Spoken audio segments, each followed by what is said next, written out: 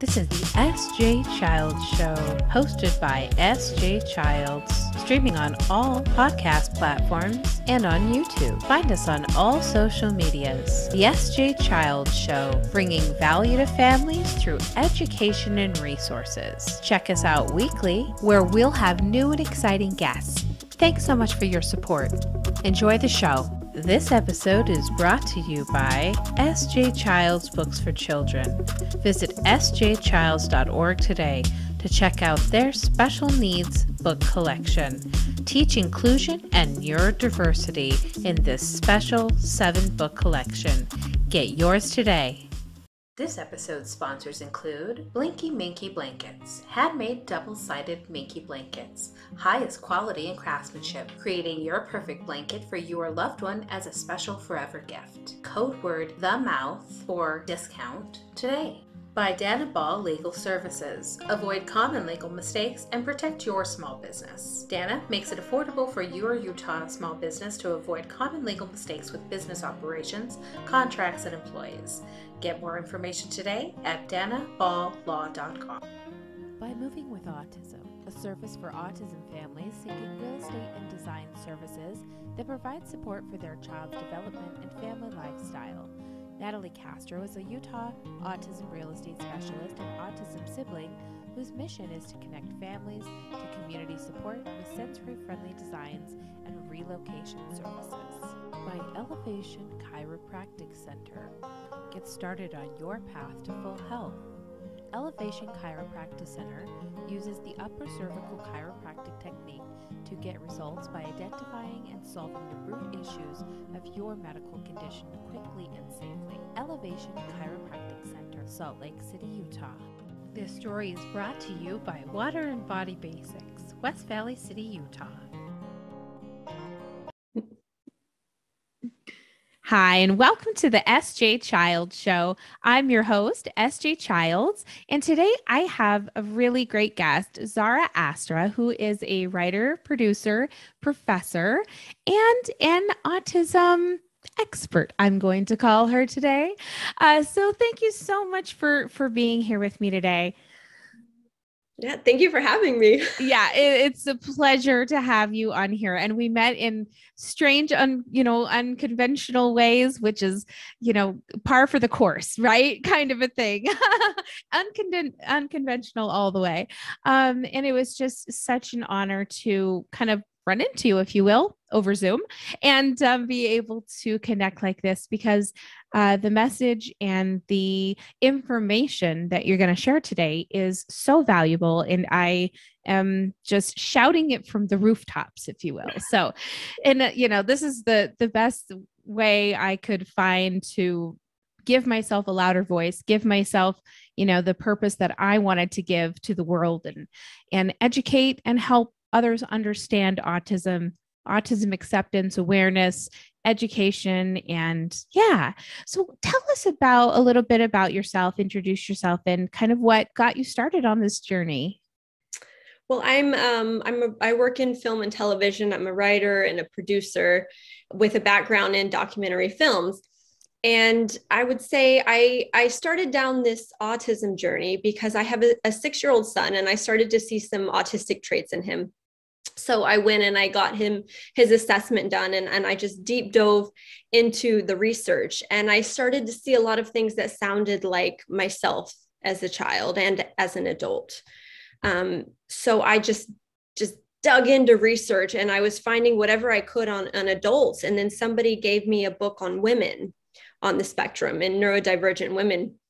And I just read it, and I was in tears because I finally felt validated. Like I started to gain an understanding of myself, and I started to realize, okay, I think I might also be on the spectrum, which is terrifying.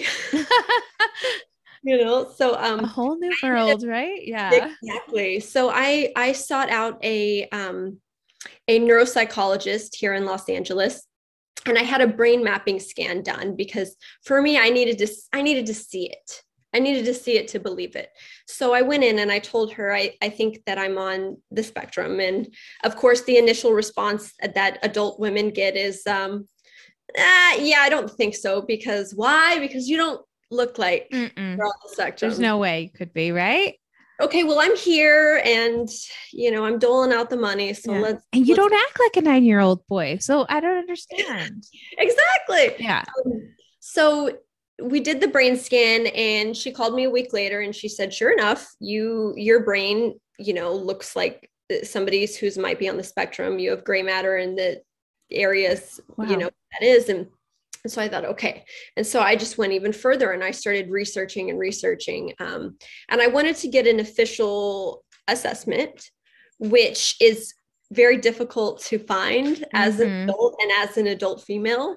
It took me over a year to find somebody who would take me and wasn't going to charge $8,000 to do it. Yeah. And so I went through and I finally got my official diagnosis done. And it's just been very affirming and life-changing and scary. Yeah. And it's been an emotional journey. Yeah, absolutely. I mean, my journey in autism has been nonetheless, just very intense, very emotional, very rewarding.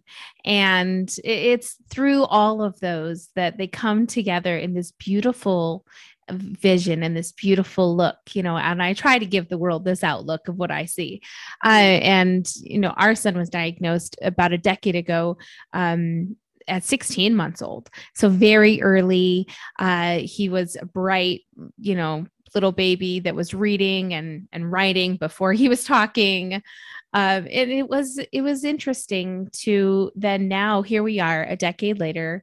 And our daughter, who you just had the pleasure of meeting a few minutes ago, she was only diagnosed a month ago. Wow. Yeah.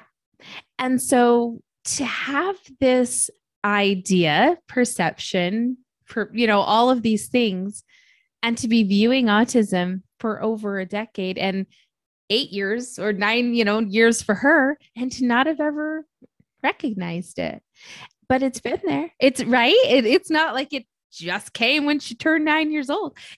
It's been there. And now the same thing, I can look back and I can say, okay, like this is what this means. And these are the traits that we need to start sharing with the public.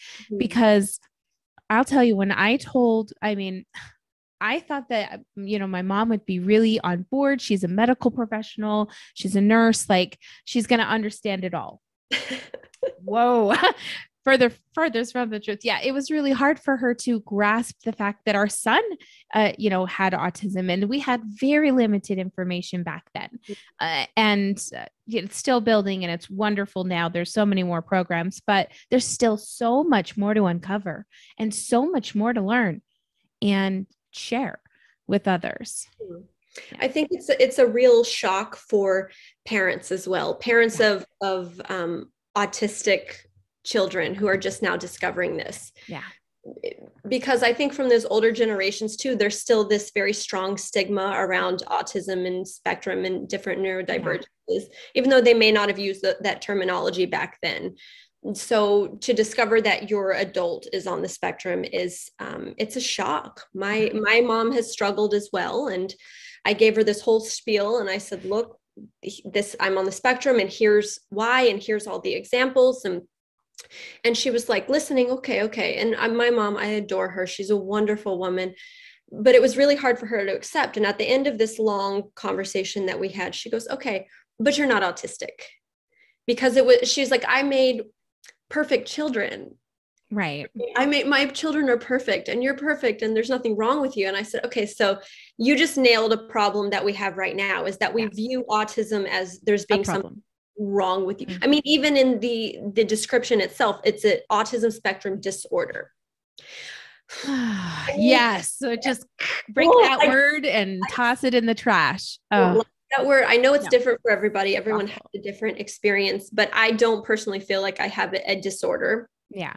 I feel like I'm fortunate because I'm more, I don't even like creative. Oh, dang. Right. But I think that I have some pretty interesting traits that have come because of it. And I have an interesting way of viewing the world. And in my work, I can read a script and I can immediately see a mistake on the page, or I can play the movie in my head from start to finish of what I'm writing. And I can see what works and what doesn't work. Yeah. And that's so cool. I wouldn't take that back. Right? I wouldn't want to be a neurotypical. I'm okay. I'm okay Yeah.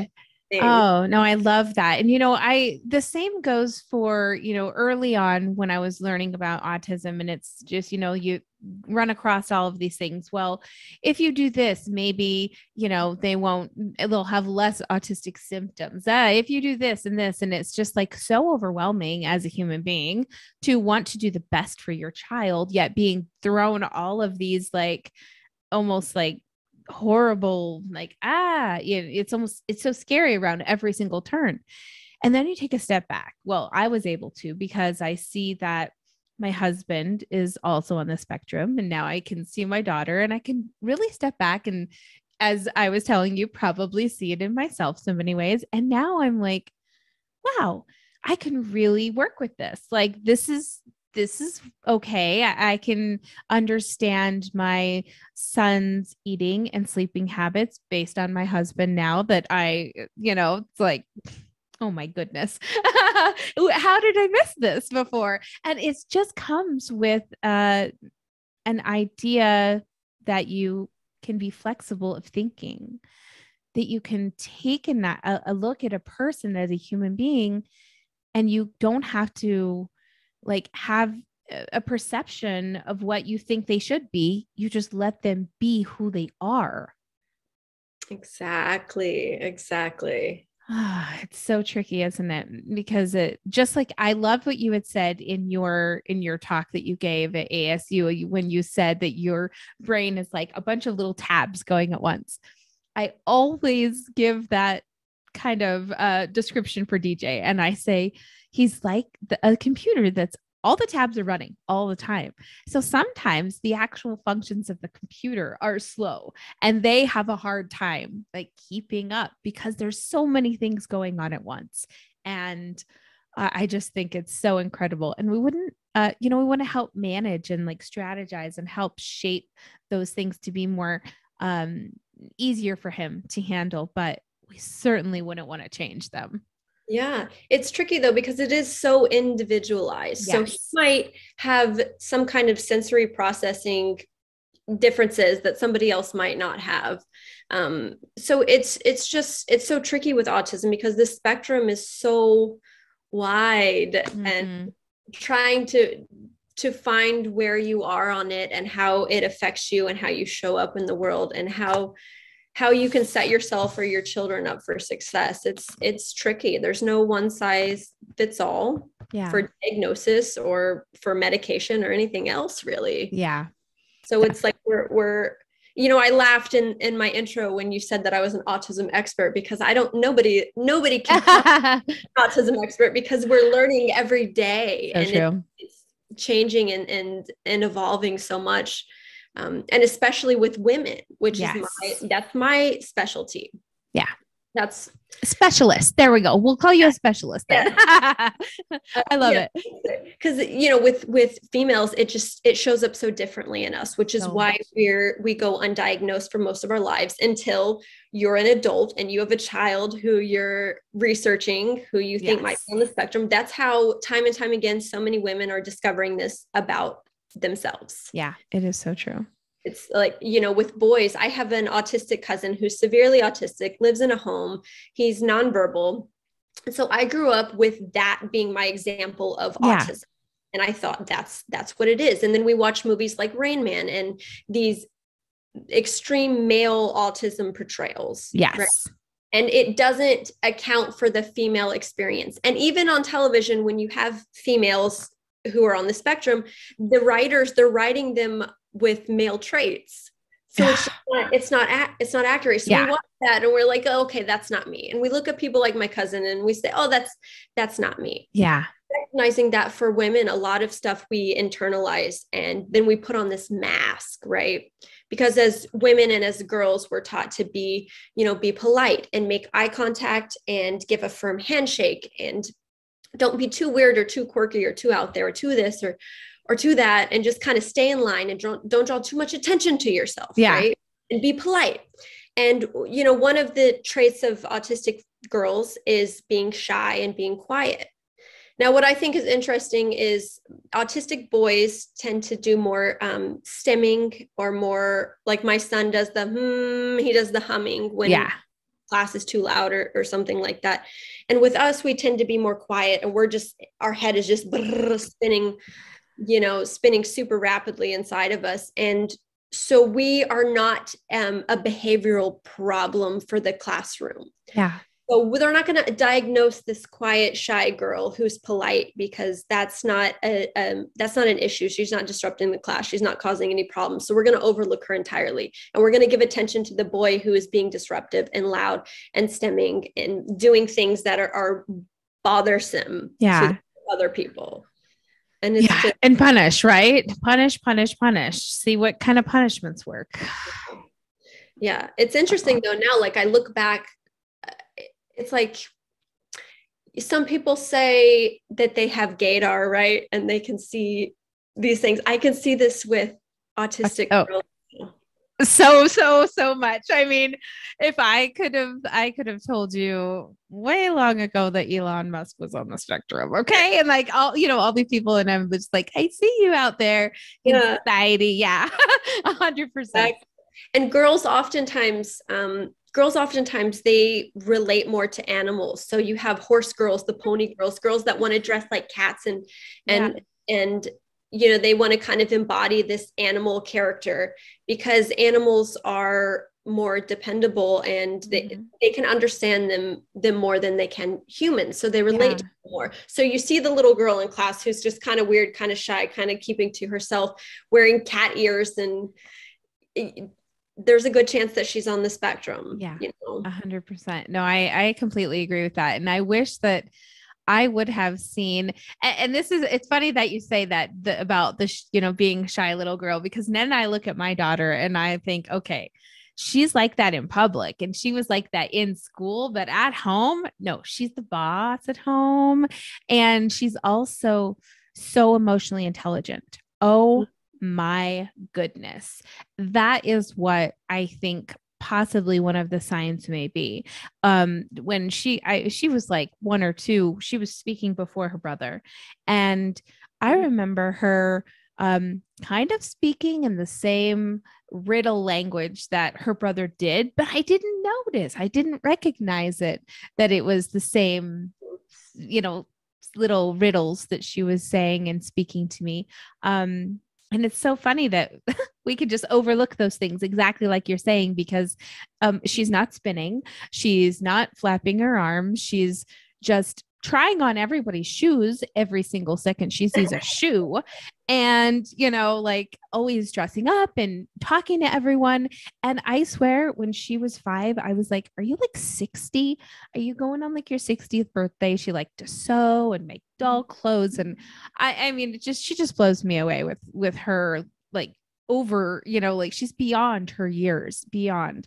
And now that I can see it for what it truly is, it's just like, it's so amazing. I'm so lucky to have these beautiful humans to, gain all of this intelligence and information and knowledge and be able to share it with people. Mm-hmm. Yeah.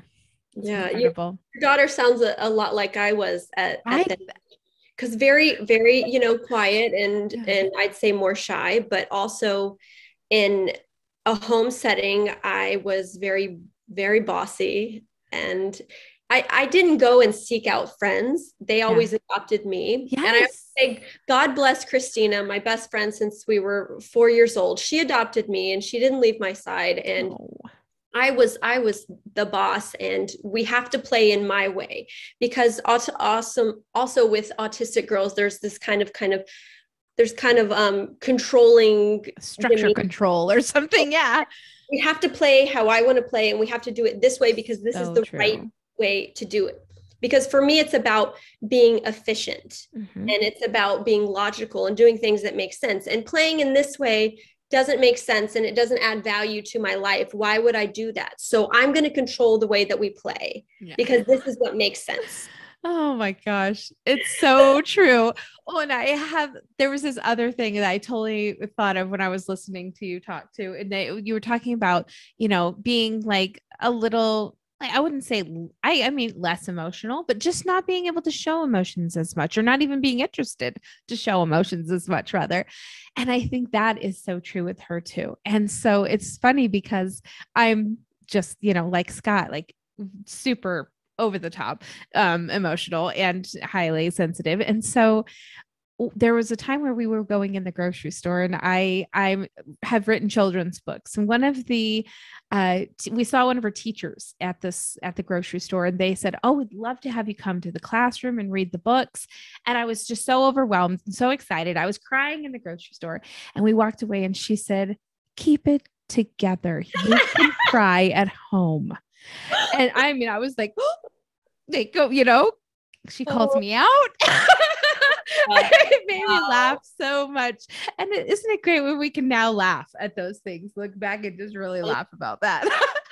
I think that that's a really good lesson here, because as you mentioned, you can be on the spectrum and you can be very emotional and very in touch with that. And then you can be on the other end. So typically they consider if you're unemotional, that's one of the traits, or you're lacking empathy. Yeah.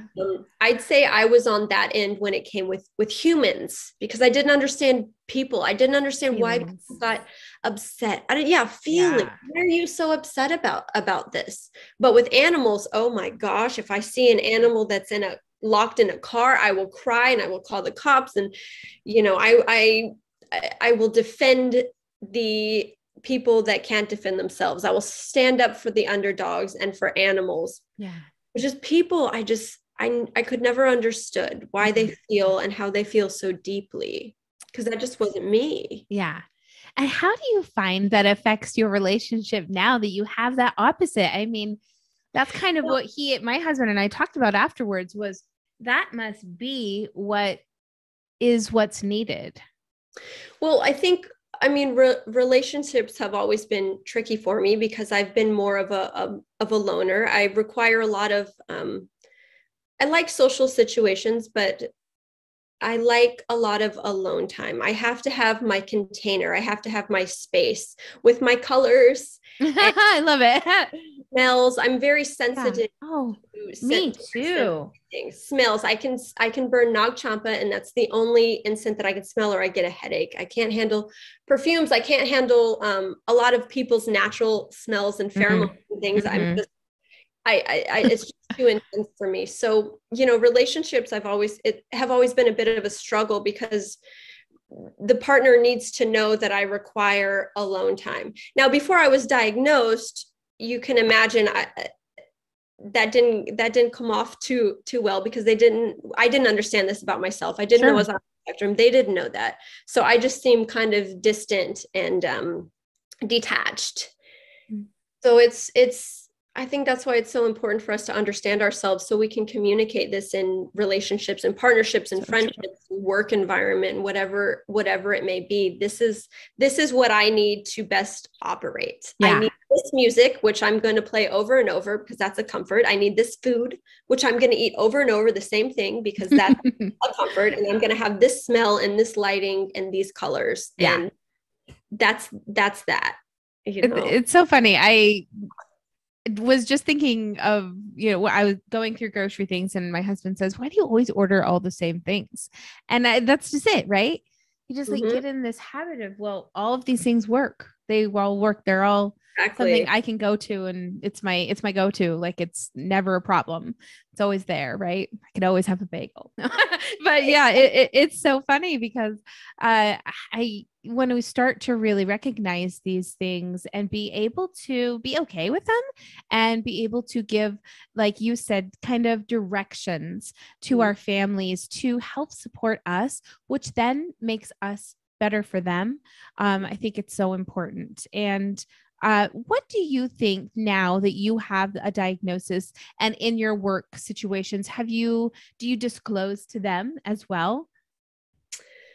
I'm still figuring that out. Yeah. To be honest, it's part of me wants people to know who I am and to meet me and to work with me and to see me as a human being before they find that out about me. I don't want to just come in and be like, hey, I'm autistic and ADHD and have OCD tendencies. And, because yes, I'm a pain in the ass, but I don't want you to know that immediately. And that's funny because my husband's like, make sure they know I have autism so they don't think that I don't like them on purpose. Exactly. I mean, at the same time, I think it's good when people know, because one of the things that's been pointed out is I have a tendency of just getting up and walking away from the table or conversations. And in my mind, I'm like, okay, this conversation is over. This box is closed. Now I'm going to move on. Or now I'm going to go and find somewhere quiet to be by myself to recharge. So I guess if people would know that, then I wouldn't seem rude, because sometimes autistic women seem rude when we don't mean to. Sometimes we're just in our heads and we're thinking about a million other things, and so we may seem kind of disengaged. And so true. Like it's not you. It's I'm in my head right now. I'm thinking about stuff. Oh, that is so true. What do you think about? And we had kind of touched on, it's such a fine line and labels and those kinds of things. I think it's so important to, number one, have the diagnosis, get the support, and to also, when appropriate, be able to share with neighbors when you're trick-or-treating. Yeah, my son does have autism. Please give him patience. Like, I put a sticker on DJ's costume one year that said, I have autism, please be patient, because every other year beforehand, he wanted to go in their house. He wanted to ask them how old they were. They were just like, take the candy. You know what I mean? They're all freaked out. And so I was just like, enough is enough. Like, a little bit of knowledge turns fear into understanding. And that's what I was able to provide those things for them. Now, there's, like I said, there's a fine line, because a lot of adults and parents, they don't want to label their child per se, especially put an actual label on their child, right? But for some situations, I think that it worked amazing. That trick-or-treating was fantastic. They took time, they got down to his level, they answered his questions, which is his most important thing. And it wasn't about the candy, it was just about the experience with him. And so I think it's so important to just be, to have the right perception, and to be really, considerate of not only your neighbors and your friends and things and their understanding of what it is, and not be kind of like expect them to know, because I kind of do. Like, it's been a long time. It's been 10 years. I expect you to know some things, but at the same time, sometimes they're just not ready. Like, they're not mentally ready. They're not at a place where they can see it for themselves in the right light.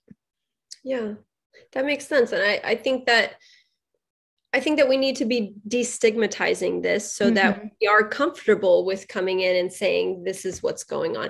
I tell my child's teachers at the beginning of the year, look, my child is on the spectrum. He's, technically high functioning. He might get overwhelmed and get upset when people are too loud, but he's cool. Just be mindful of this. Yeah.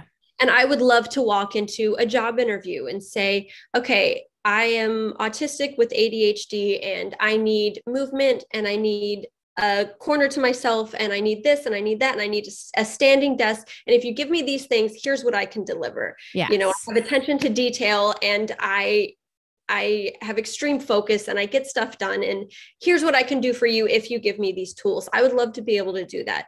But I also feel with where we are right now, societally speaking, that might just seem like, in my mind, oh, that's too much work, right? That's too much work. So I do think we need to break that down. I mean, I also feel like, because the autism spectrum is so big and autism is this huge umbrella term for so much, like we got rid of, Asperger's now. Right. So technically I would have Asperger's, but Yeah. we're not allowed My to say husband. Exactly. I say it all the time. But yeah, you're right. So because of that, it's confusing for people when they see somebody like me or somebody like you, and then somebody like my cousin who's super low functioning and lives in a home, because how can that possibly be the same thing? Right. And I know this is going to be controversial because, you know, I'm not a doctor. Who the hell am I to say this? But I feel like women and female identifying humans need their own definition. And I've thought this whole thing out. Because I thought my mom is struggling with calling me autistic. A lot of people are struggling with calling me autistic because I don't fit in the idea of what they think that it is and what, you know, society has showed us so far and what the media has showed us. So I thought about this and said, okay, what would be a definition for female autism that I think would be more fitting for us? And I thought up, I'm going to get so much shit for this. I'm so excited. Rara Ava syndrome. Okay. Rara Ava means rare bird or a unique, special human. Okay. I love that.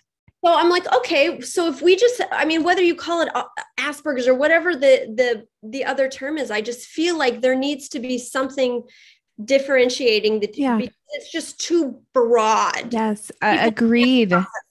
No, that is so true. I agree. It's like saying that you want to be blonde, but you have a certain idea of what color that is, but nobody else in the world could match it because you're the only one that knows.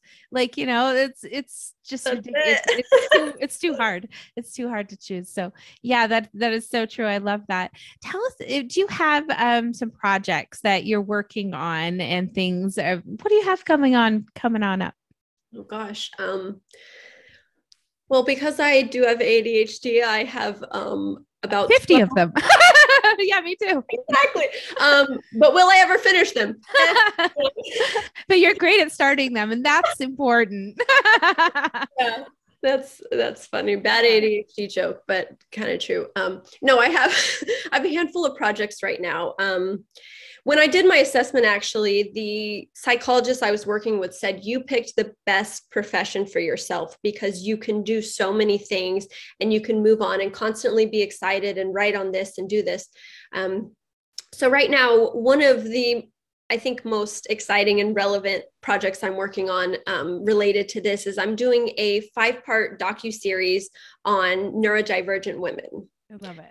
So I have some of the leading experts in the world, some really exciting guests, and we're going to be diving into how autism shows up in women and girls, and how we're treated. We're going to go into the pharmaceutical side of it. Good. That's a whole conversation right there, because it's not a one-size-fits-all treatment for any of these things. And we're seeing that things show up differently in women and we process everything differently. So so this is one of my most exciting projects that I'm working on. Oh, I love that. I cannot wait to see that. I can't wait. That is so exciting. And I mean, I can't imagine how much we're going to learn. Yeah. And it's funny because I'm working on some other, I'm producing the new Butch Cassidy television series. Oh, cool.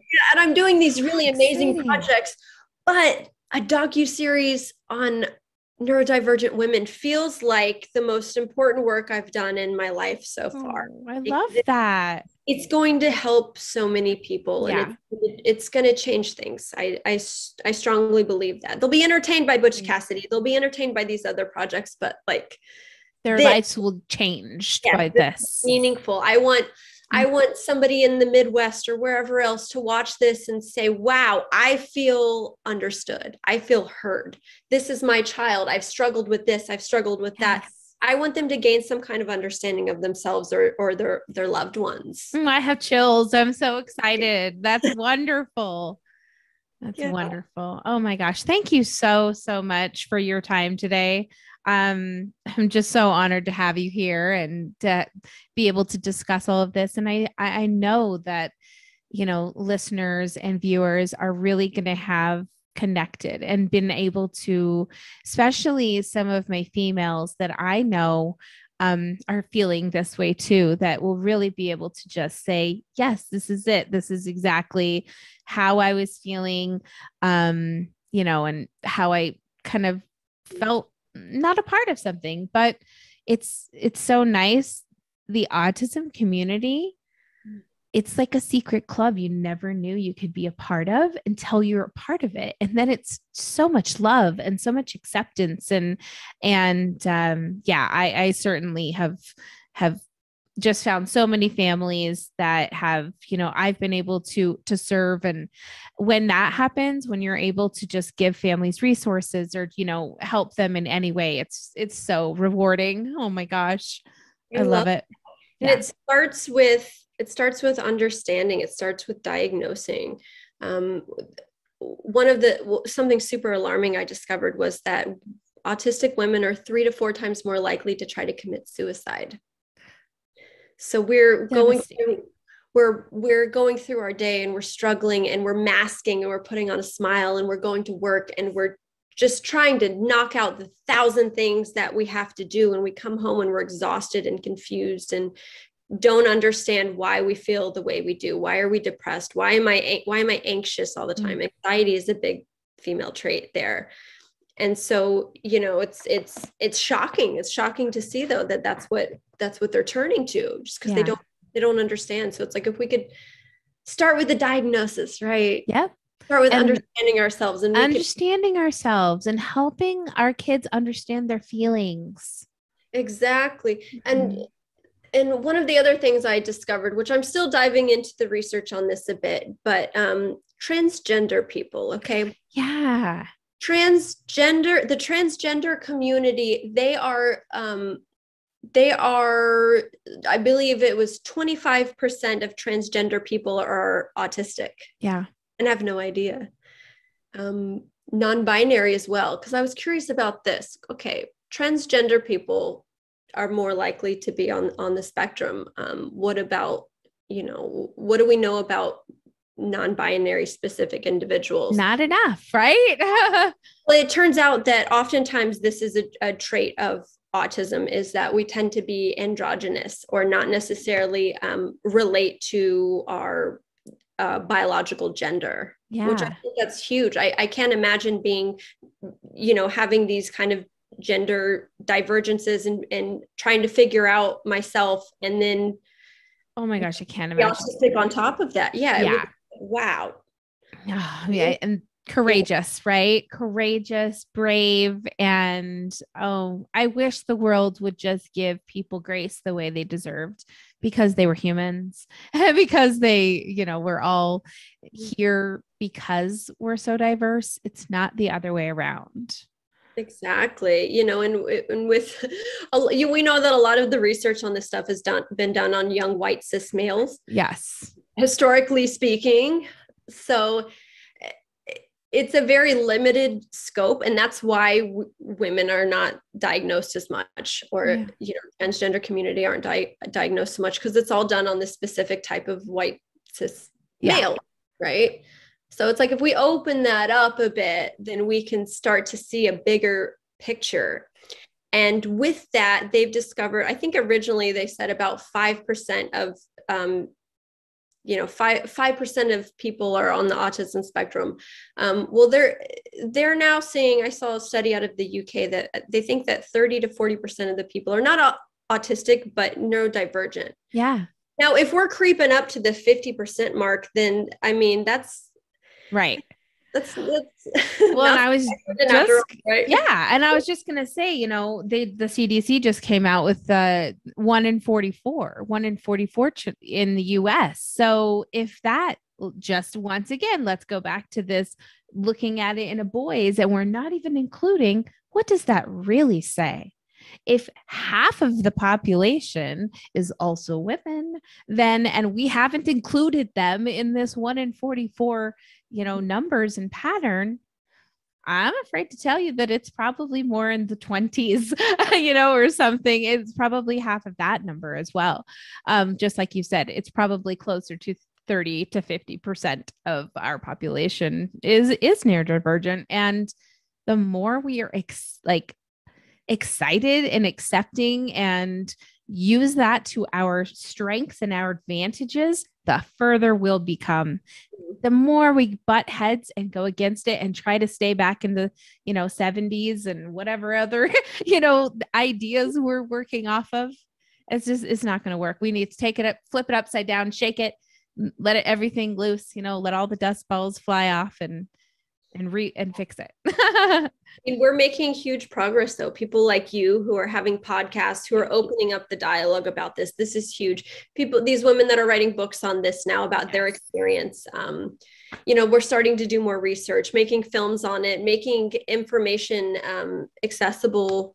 Yes. Just opening up the That's so great. I love that you're doing this because once again, there are, one or two books you can get about, being a woman, but there's no films. There's no ways. I can't Google right now, like some amazing, except for when this interview comes out, of course, but otherwise, it's just so hard to gain a good perspective unless you're lucky like us and live through it. So exactly. Oh my gosh. Well, where can we go to find the docu-series when it comes out? Should I wait and promote, something for that? I don't know what you could say about it, so I don't want to be too pushy. Well, I'm not sure what network it'll be on at this point. Good. So it'll be, that's all that matters, huh? It'll have a home. Yeah. It'll get out there. Love it. Important stuff, and important stuff makes its way into people's homes. And exactly. Yeah. Oh, thank you so much for coming today. It was so much fun to talk to you. And I'm sure that we'll stay in touch so that we can catch up and find out what's, when it's coming and what's going on. So thank you so much for being here today. Thank you for having me. Yeah, it was a pleasure. SJ Childs Show, hosted by SJ Childs, streaming on all podcast platforms and on YouTube. Find us on all social medias. The SJ Childs Show, bringing value to families through education and resources. Check us out weekly, where we'll have new and exciting guests. Thanks so much for your support. Enjoy the show. This episode is brought to you by SJ Childs Books for Children. Visit sjchilds.org today to check out their special needs book collection. Teach inclusion and neurodiversity in this special 7-book collection. Get yours today. This episode's sponsors include Blinky Minky Blankets, handmade double-sided Minky blankets, highest quality and craftsmanship, creating your perfect blanket for your loved one as a special forever gift. Code word The Mouth for discount today. By Dana Ball Legal Services. Avoid common legal mistakes and protect your small business. Dana makes it affordable for your Utah small business to avoid common legal mistakes with business operations, contracts, and employees. Get more information today at danaballlaw.com. By Moving with Autism, a service for autism families seeking real estate and design services that provide support for their child's development and family lifestyle.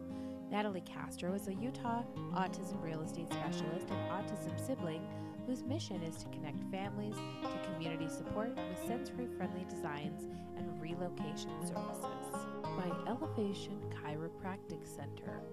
Get started on your path to full health.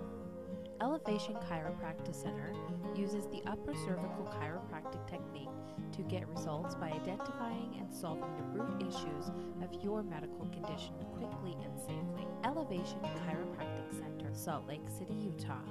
This story is brought to you by Water and Body Basics, West Valley City, Utah.